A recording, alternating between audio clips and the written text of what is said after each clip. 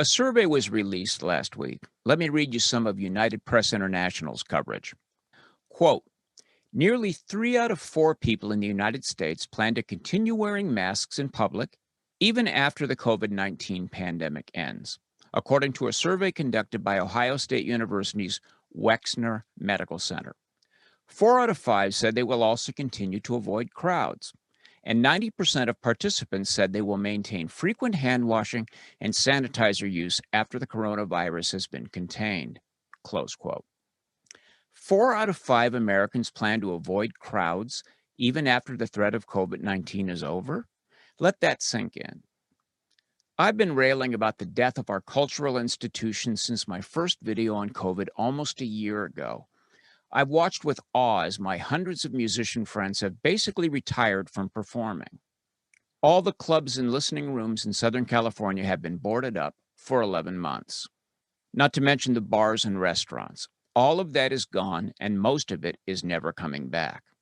What hope does Viva Cantina or the Cowboy Palace or the Hideaway or Kulak's Woodshed have of ever again hosting a happy crowd of music lovers? Well, if the Wexner poll is correct, and only 1 American out of 5 plans to ever sit close to their fellows and be transported by music, they have no chance at all.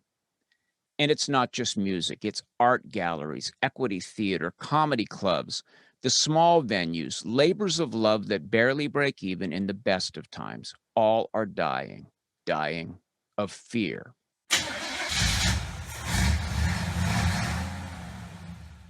A couple of years ago, we were all talking about the safe spaces movement in colleges.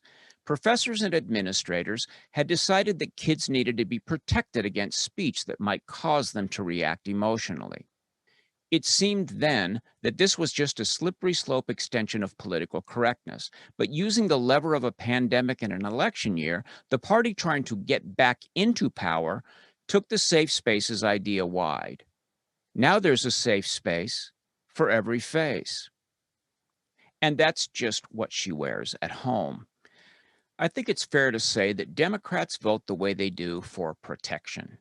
Everything Joe's been signing is a promise to shield people from one thing or another, from pollution, income inequality, student debt, all forms of bigotry, changes in climate, etc., etc. It's all about fear and relief from fear. Their carefully maintained web of lies about Donald Trump was designed to make people fear Trump. Fear is the preferred motivator. They want you jammed into big crowded cities with homeless encampments cropping up everywhere, because that means you will always feel anxious and always be susceptible to the promises of government solutions. It works like a charm. In the midst of riots, we saw Democrat leaders threaten to disband police departments, and in November, there was no protest vote whatsoever. Political correctness, with its enforced compliance to ever loonier ideas, has morphed into a need for liberal voters to be given orders by their political thought leaders. And as the media turned a moderately dangerous virus into a curse visited by the wicked orange man, compliance to COVID restrictions took on an almost religious importance. I hate being told what to do, what to think, but my progressive friends love that stuff. The herd instinct is present in all humans, but it's only seen as a virtue on the left. Democrats don't want you to hang out with friends in a cultural setting, to meet people who might think differently from you, to have some laughs, have some fun.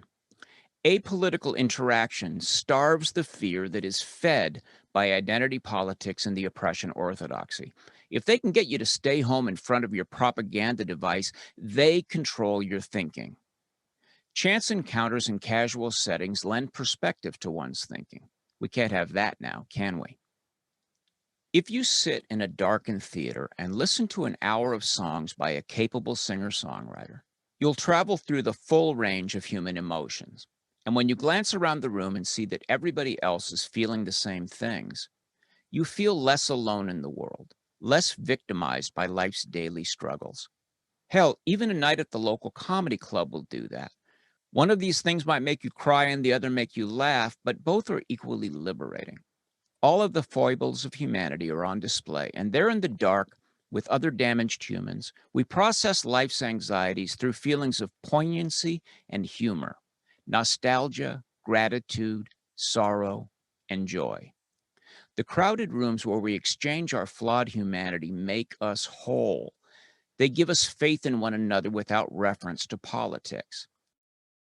Hey, that guy up on stage is pretty screwed up. And look at me, I'm laughing and sometimes crying too, because I'm screwed up too. And that's okay. The world doesn't have to be perfect or perfectly safe. My neighbors are not my enemy, and my congressman is not my savior. They don't want you thinking that way. All of this unity Biden keeps talking about happens in the culture. Politicians don't bring people together. People bring themselves together through shared art, entertainment, and ritual. I shudder to think how this must be impacting churchgoers. Missing services must be even worse than the sorrow I feel every Sunday when I miss another blues jam. We must not let the fear mongers kill our culture. We must return to normal. I walk every night for 3 miles. I see lots of my neighbors out doing the same. I am literally the only person out there who isn't wearing a face covering. Couples walking side by side are fully masked, even though there's nobody near them and they live together. Sometimes they're wearing safety goggles, even though there is zero evidence that COVID spreads outdoors without close contact. This has built steadily since April of 2020 when Fauci changed his tune about masking. All through the summer, when COVID's curve was pancake flat, masking continued to become ever more ubiquitous. The mainstream media kept its pedal to the metal because every control freak with any kind of power was watching closely to see how much the people would take. They saw the temporary compliance turning permanent. As they supposedly followed the science, they understood that all of this facelessness and isolation was mostly about the science of mind control.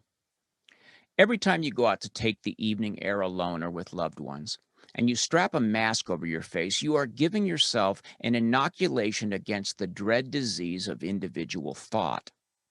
The article continues with Wexner's Chief Quality and Patient Safety Officer, Dr. Ian Gonsenhauser, telling us not to let up on the masking.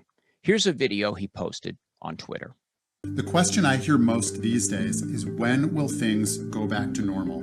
Just yesterday, a huge announcement from the CDC. If you've received both doses of your vaccine and you're at least 2 weeks past your second dose, you no longer have to quarantine if you're exposed to somebody with COVID. It indicates a huge amount of confidence in the effectiveness of the vaccine. This is the first step of many to get us back to normal. It's important to keep up with hand hygiene, physical distancing, and mask use.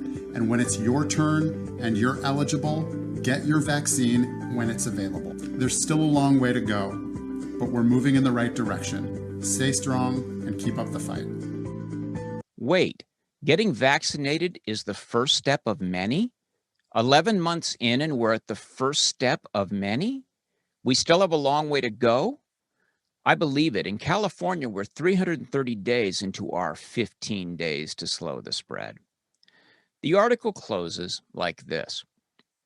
Quote, flu cases and hospitalizations are way down compared to recent years, and a lot of that is likely because precautions like masking, physical distancing, and hand hygiene are working to prevent the flu, Gonsenhauser said.